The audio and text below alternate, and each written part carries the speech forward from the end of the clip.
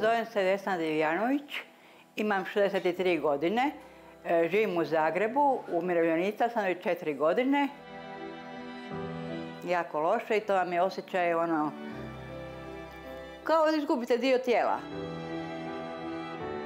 To vam je uvijek znate, ruka pred usta, tako da se u biti ne vidi što se događa unutra.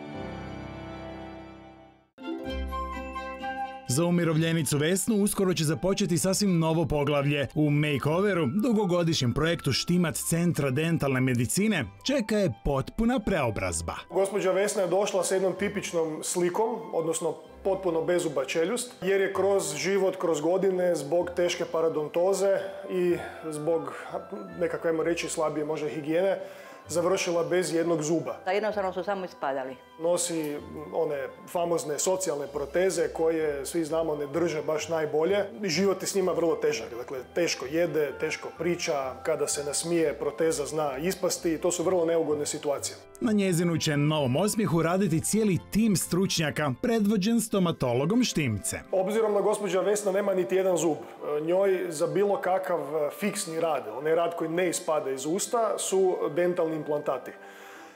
To je jedan jednostavan zahvat, mali kirurški zahvat. Priliku da se ponovno smije od srca Vesna je dobila na natječaju za osobe koji si ne mogu priuštiti novi osmijeh, a itekako ga zaslužuju. Pa što bih htjela? Ništa, evo da se preporodim, da mogu bez brige jesti, da se mogu bez brige nasmijati, da mogu bez brige zapravo i oprati te zube. Mislim da ću se samo smijati onda. A evo i konačnog rezultata. Vesna započinje novi život s potpuno novim osmijehom. Danas se osjećam fantastično, a mislim da ću se i u buduće osjećati idealno, ne samo fantastično. Gospođa se opet smije, što je najbitnije. Prije sam znala ruku staviti ovako na usta, jer je to sve bilo nešto nikakvo, a sada je idealno. Stvarno, sad se mogu smijati od jutra do večeri. Makeover Štimac Centra dentalne medicine i ovo je umirovljenici omogućio da se ponovno smije, ali je otklonio i brojne probleme vezane uz žvakanje, govor i ostale svakodnevne radnje. Danas u stomatologiji stvarno ne postoje granice. Nema one dobne granice kada možemo pacijentu vratiti zube koje je izgubio. Tako i kod gospođe Vesne, koja je praktički došla sa vrlo lošom situacijom. Bez obzira što sam ja sad i starija i u mirovini sam, mislim, još uvijek i život ide dalje, ne? Mislim, ne zna se niko koliko će još biti. A ipak se krećeš među ljudima, ideš u društvo, ideš ovamo, tamo.